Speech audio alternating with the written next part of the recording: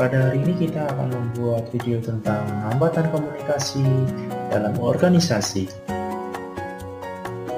Sebelum kita melanjutkan pembahasan tersebut, apa sih itu komunikasi?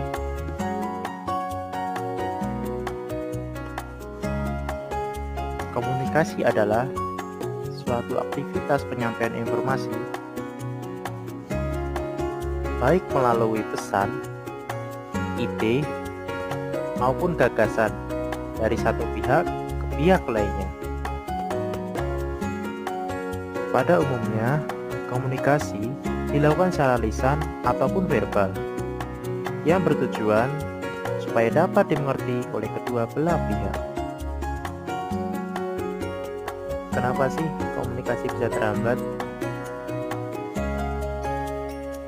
Proses komunikasi tidak dapat berjalan dengan lancar apabila tidak didukung oleh elemen-elemen sebagai berikut, yaitu pengirim, penerima, saluran, pesan, umpan balik, gangguan, dan konteks.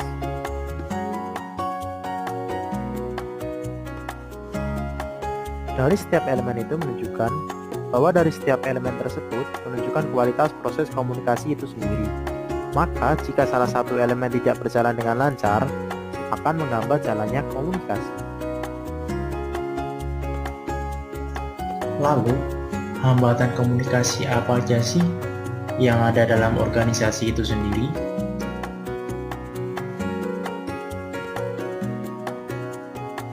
Seringkali komunikasi dalam organisasi mengalami hambatan, baik itu karena materi yang disampaikan terlampau rumit, jumlahnya yang banyak maupun karena materi yang kontroversial. Selain beberapa hal tersebut, ada beberapa hambatan komunikasi dalam organisasi. Yang pertama adalah hambatan semantik. Hambatan semantik adalah hambatan yang terjadi karena proses penyampaian gagasan atau pengertian yang tidak efektif.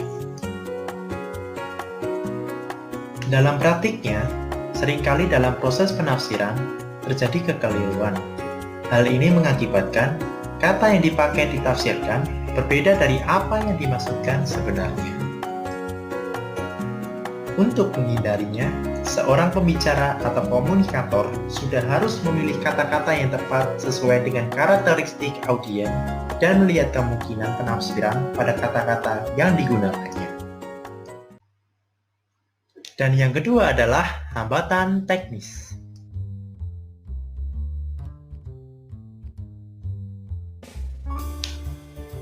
Hambatan teknis ini misalnya seperti gangguan yang terjadi pada jaringan telepon, internet, dan kerusakan alat komunikasi lainnya. Dan yang ketiga adalah hambatan psikologis. Hambatan ini terjadi lantaran ada persoalan dalam diri individu. Misalnya, seperti ada rasa kecewa, curiga, situasi berduka, atau adanya gangguan kejiwaan tertentu. Dan yang keempat adalah hambatan status.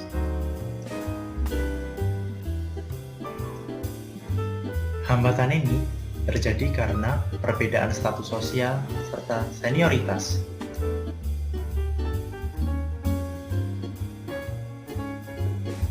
Contoh yang dapat terjadi adalah sebagaimana atasan memberikan arahan yang tidak jelas kepada bawahannya sehingga menimbulkan diskomunikasi. Berbagai hambatan komunikasi yang terjadi ini bisa pula diatasi dan diperbaiki agar tercipta komunikasi yang lebih efektif. Oleh karena itu, ada beberapa cara yang bisa dilakukan untuk mengatasinya. Yang pertama adalah menggunakan umpan balik.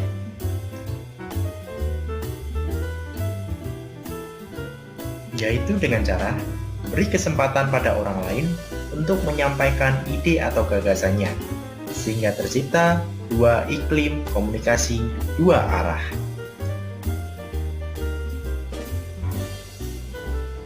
Yang kedua adalah kenali si penerima beritanya.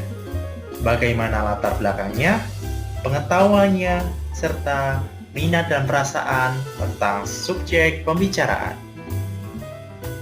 Dengan memahami latar belakang individu, baik psikologis, sosial, ekonomi, budaya, dan pendidikannya, seseorang dapat menggunakan taktik yang tepat dalam berkomunikasi.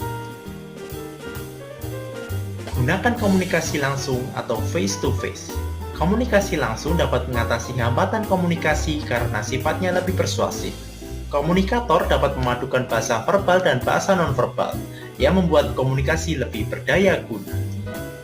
Dan yang terakhir adalah penggunaan bahasa yang sederhana dan mudah agar dapat dimengerti dan dipahami oleh pendengar.